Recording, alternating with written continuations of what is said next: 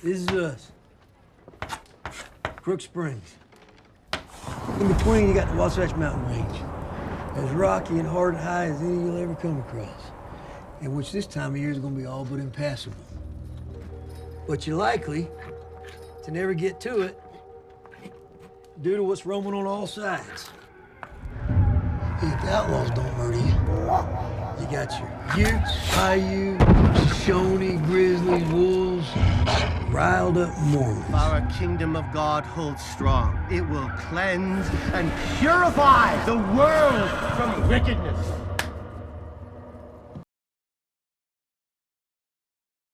I'm Joe Layton, and I am from Cowboys and Indians magazine. How you doing, Joe? Hi, Joe.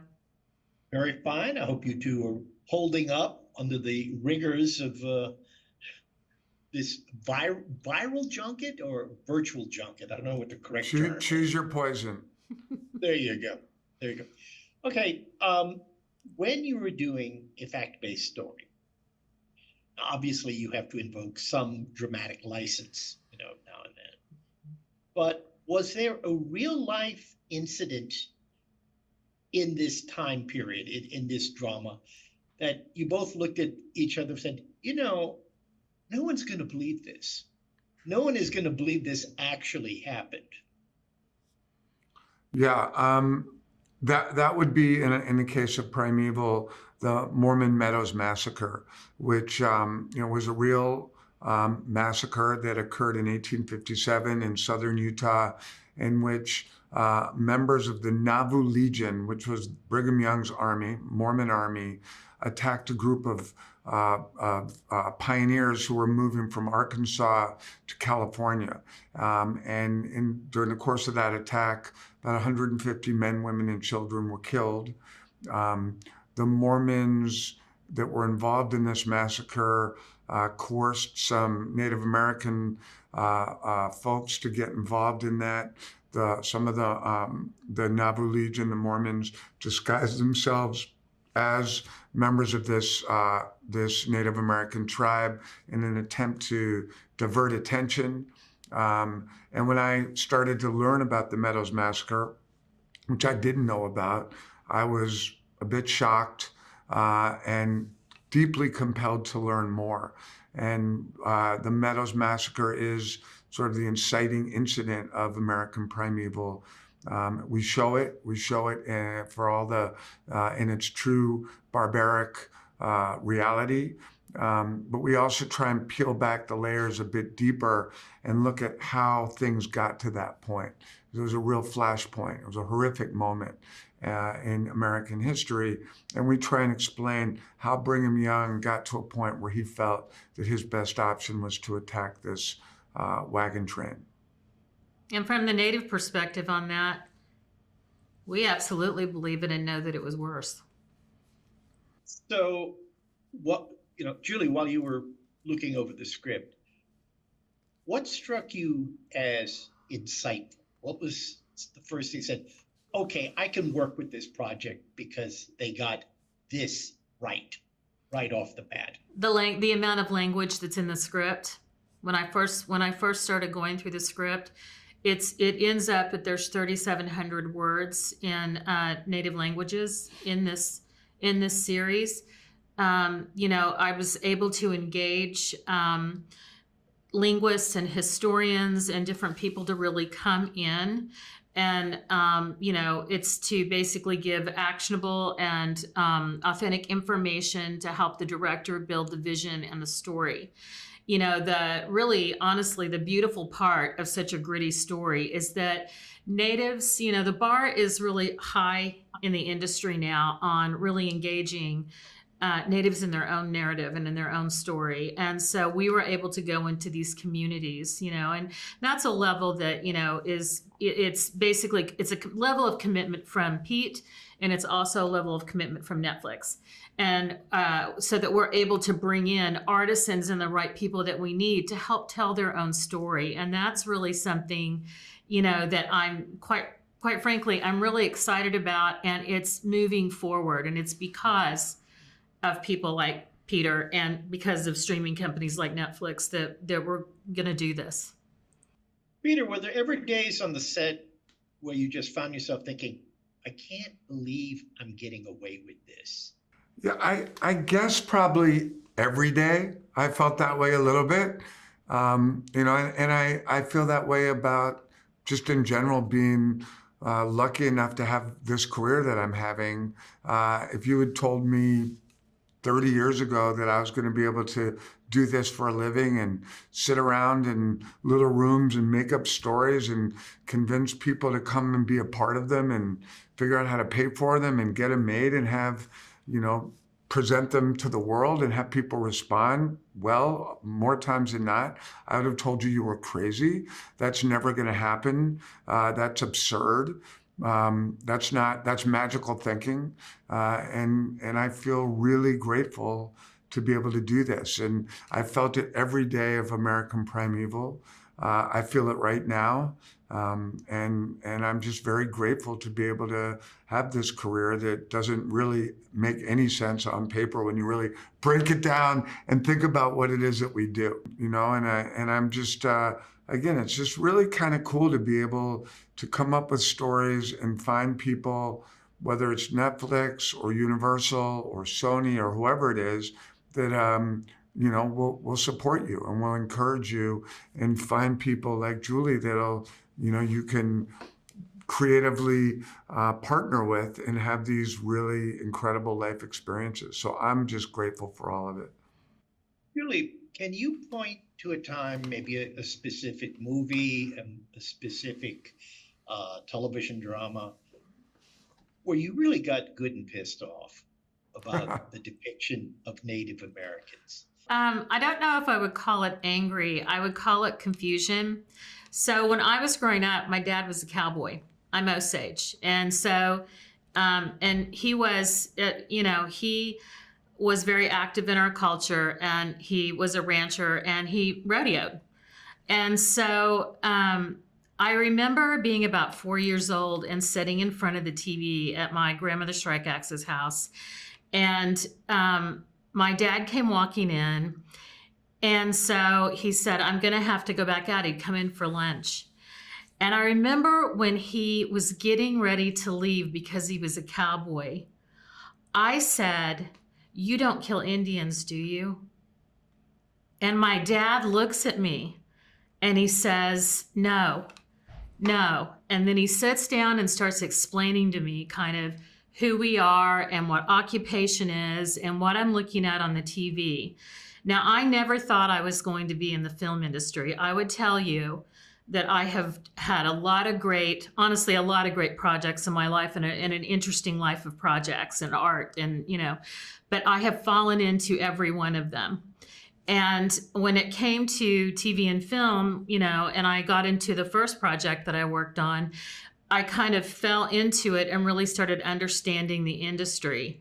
But what I understood from the get-go is that Hollywood is changing, and they're engaging us to tell our stories, non-natives, to be engaged in their own histories, narratives, and stories. And I knew that I wanted to be a part of that, and I knew I could do it. I'm never afraid of what I don't know, because I know I'm getting ready to learn something big. And so, I was invited to a really large table the first time, and then I was invited to come back to a large table again and work with Pete. And so, it is really, truly an honor and a privilege to be able to work with my Native people and to go into those communities, to Shoshone, Ute, and Southern Paiute, and engage them in those stories, because we never saw ourselves before. And we see ourselves now. Yeah, and Julie, what was the first project you were called in? Killers of the Flower Moon. Oh. Yeah, So you didn't know that, you're doing did you? nothing but, You're talking to the boss. yeah. I was going to say, you're doing nothing but these low-budget quickies, right? I mean, to start out with. Now, what are those? No, I mean, I'm kidding. I haven't been on a low-budget one yet. No, but it's incredible because what Julie does, and I'm sure Marty Scorsese would attest to this, is she brings a level of professionalism and excellence instantly into the production office, way out, months and months out before we start shooting. And she comes in with real spirit and intelligence and like no messing around. We're going to do this. We're going to do it right. And here's how we do it right. And that raises the bar for everyone in every department and cast and crew. And it's really kind of amazing to watch and be a part of. You surround yourself with them, and this is what, my mom used to always tell me, surround yourself with excellence and watch what happens. Were you ever worried about the Mormon community's reaction to this? I mean, you ever thought? I don't know that I was worried. I'm aware that it is a sensitive issue, that the Mormons Meadow Massacre is a crime that was committed by members of the Mormon community. I am aware that the Mormons have owned that people were executed by after being found guilty for participating in that. And there's some questions about whether the right people were executed, but I wasn't a judge at that time. But I was aware that it is obviously a sensitive issue for anyone that's paying attention, and that it could reopen some wounds that have been dormant for a while. I also felt that we were right and that we had done our homework and our research and we were on the right side of this, and that we were going to try and present it in a way that not only showed the horrors of that experience, of that massacre, but like I said earlier, really did try and offer some explanations for why the Mormons, who had been violently run out of New York, Georgia, Joseph Smith, their leader, was killed in Illinois. Brigham Young fled with 4,000 Mormons who were alive. These were deeply persecuted folks who fled to Salt Lake City and tried to create a community there and felt like they were under attack there. We try and present that, not as certainly an excuse or a justification for what happened, but at least for understanding how they got to that point. So I'm not necessarily worried. I'm very respectful of all the folks I met who are Mormon, and we had quite a bit on our film consulting us. Very respectful, but the facts are the facts. The work that Mark L. Smith and I did, and Kim, who plays Brigham Young, did to make sure that, what the speeches of Brigham Young, you hear he gives a couple of speeches in the film, those are verbatim, taken from records. His awareness of the Meadows Massacre and his desire to make sure that the Mormon Church had as much distance and plausible deniability is well documented. So again, I'm not saying it's the most flattering portrayal of Governor Young, but I do stand by it and feel like it was very well researched and very accurate. Julie, I guess Renaissance would not be an accurate term to use here, because it's only been within recent years that we have seen respectful and accurate depictions of Native Americans in movies. I mean, early in the history, of film, the victors always tell the story. And we have erasure going on of a culture, 574 of them, and many more than that who haven't gotten their recognition yet. And that's here within this country. And so I think it's really, important as we have been slowly, our leaders, our men and women, our elders, within these communities have been working, and it's working on Capitol Hill, and it's dealing with issues like, missing, murdered, and Indigenous women, and really calling and having a voice. And we have finally gotten to a place as natives where we are, we have, some have some money, but we're putting it together. The thing about Native nations is we understand that if it's the government or anyone else chooses to come in and do something to one of us, it will happen to all of us. If they take an inch of land, it will be an inch everywhere. So we have to really pay attention, and we are able now to be vigilant. And so, it's really these discussions about what's happening and bringing back our history and telling our own history All you have to do is go look. I don't know if you've ever seen one of those buffalo hides. I mean, you're cowboys and Indians, so I know you have, but the winter count. If you go up to Lakota and you see a winter count, and they're sitting there, and it's a calendar talking about what's happened. Well, I actually did have the privilege to look at one, and what it was talking about is it was when the U.S. government came in and killed all the horses. They were horse people, and so all of a sudden they had a really hard year, a hard winter, because they weren't able to go out and find food for their people, and many died of disease. And so you're sitting there looking at how, but that history is rarely talked about, but it's there. And those are the kind of stories that I'm really hoping more and more start happening for us. I really do. And I hope that we have a voice in telling them and writing them. I want to say thank you both for spending this time with me, and I wish you very good luck with the series. I hope it achieves the viewership that it richly deserves. Appreciate that. Thank you so much.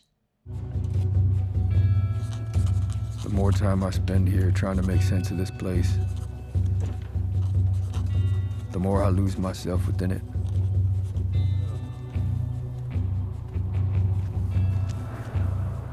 I feel myself slipping further and further away from anything I can understand.